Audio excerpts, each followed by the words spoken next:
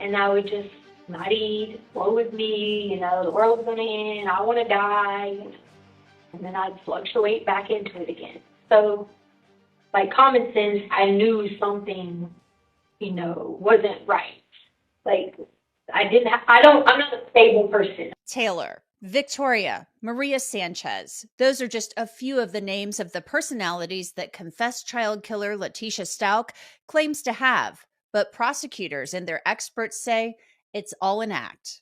And what did you note in your notes with regards to her self-diagnosis of multi-personality disorder, PTSD, and bipolar disorder?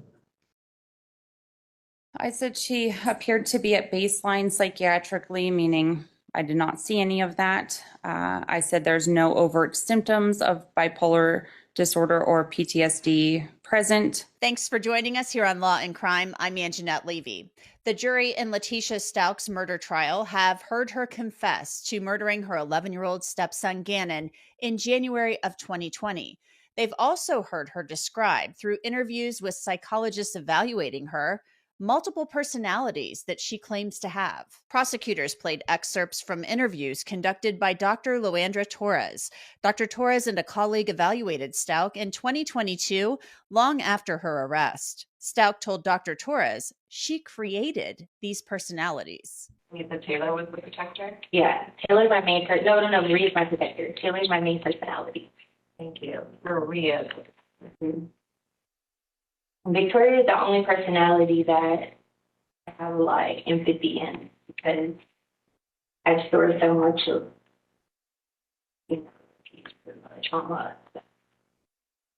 If you want me to be if a friend's talking to me and they need me to give them advice, I have to switch to Victoria to actually cry.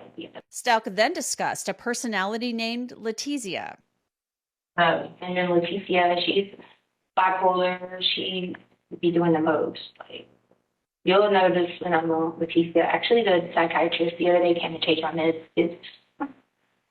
She was doing the most. She's bipolar sick, and she was up for 4, 5, 6 days at a time. Stalk claims to have multiple personality disorder. The formal name for that is dissociative identity disorder. Dr. Torres was asked about that disorder and whether someone who suffers from it actually creates or controls these personalities. What impact does it have when she says, I created these personalities? When it comes to dissociative identity disorder, that's not the understanding in terms of what that looks like. It's not about creating or having control over several distinct personalities. In short, it's when somebody is experiencing 2 or more personality states, and it's usually accompanied by some sort of amnesia, blackouts, a period of not remembering what you were doing. It's a complex diagnosis. Essentially, the different personality states themselves are not controlled. Prosecutors also played a portion of an interview in which Letitia Stalk described her behavior in the past while she was in school. I'd be so excited. I'd be doing this degree and that degree and that degree. How did I get them all? Because of those times. But then there'd be times when I wouldn't be turning in my schoolwork, and I'd have to message the teacher and be like, look, the best right now, next week I'll catch up and do 3 weeks worth of work, but just not this week, And so you learn that's just not normal. If you guys, one of y'all came to work with each other like that, and you consistently came like that, you'd be thinking one of 2 things: are you on drugs, or is something really wrong? And I don't do drugs, so the more that happened, I became cognizant of it. And then Harley, as she got older, she started noticing. She'd be like, Mom, you'll be this personality, then you'll be this one, and then I don't even know sometimes. And she just learned to to deal with it. And then sometimes they can't even pry me out of the room because I won't leave for days. The prosecutor then asked Dr. Torres whether what Letitia Stalk described fit the diagnosis of dissociative identity disorder. Despite what Ms. Stalk is saying, to me, it sounds like she's trying to explain different mood states as opposed to different personality states. And it sounds to me as though she's trying to explain to us that she can be manic and then depressive or have depression, kind of reflecting a bipolar disorder. But what's particularly marking is that idea that she can anticipate when she's going to come out of a depression. As she noted in the video, she talks about having all this energy to have all of these degrees, and then she might be depressed, not want to come out of her room. She might not do the work associated with teaching that she's supposed to be doing, but she can catch up on it the following week when she comes out of this depressive state. I mean, in bipolar disorder, again, you can't anticipate or plan when you're going to be manic or when you're going to be depressed. Those are not things that one can control. Stalk then described a personality named Maria Sanchez. Stalk says Maria Sanchez was the personality in charge when she attacked a deputy while being transported back to Colorado from South Carolina following her arrest. When I think about it, in that instance with that lady, that Deputy James, it was accurate. She did have a gun on me. So therefore, what else she been doing with a gun? Pointing at me. She was trying to kill me with it. So, like, that was a perfect example why it was accurate, you know what I'm saying? And, of course, Maria came. That whole incident happened when Maria came, and she's just going to regulate on them, you know what I mean? So, it's usually always accurate. Like, the whole incident with the guy trying to tell me I hit somebody. I didn't really hit somebody, but these people were out to get me the whole time, and I kept telling them, like, look, there ain't no way I hit somebody. Y'all were setting me up. Like, who hit somebody and there's no marks? So I knew they were doing that because his last name was Sanchez and Maria's last name was Sanchez. So how did that happen? You know what I mean? Dr. Torres was then asked her opinion about that portion of the interview. With people who actually suffer from dissociative identity disorder, would they know the other personas? Sometimes. Explain. So it's going to be, I'm going to say case by case dependent, but the research suggests that the clinical presentation of a dissociative identity disorder, they used to think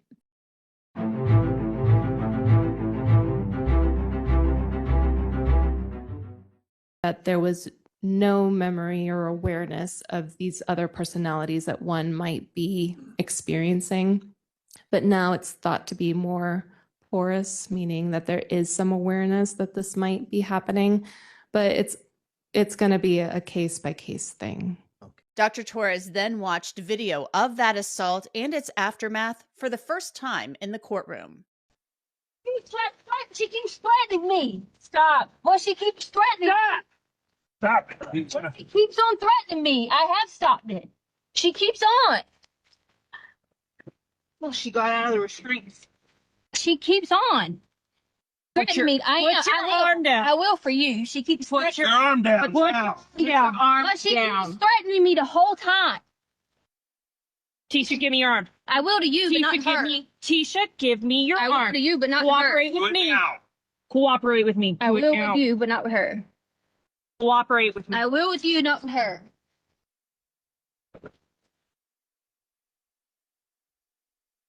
Tisha?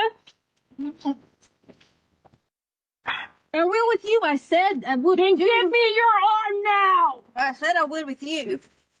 I said I would with you. I said I would with you. Yes. Stop resisting. I'm resisting. I said I would with her. Well, the other They're person. double locking. Here's what Dr. Torres had to say when the prosecutor asked her about that video with the deputies.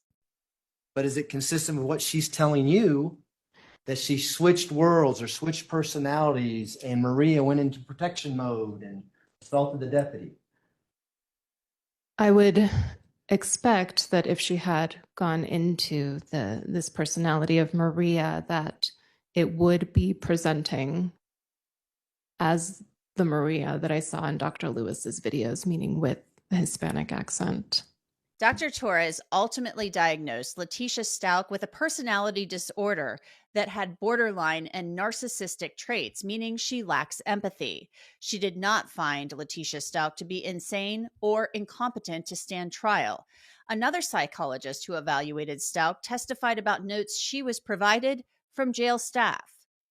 Did you see other notes within, what are these notes called within the jail system? Progress notes. Progress notes with regards to her acting out or acting crazy.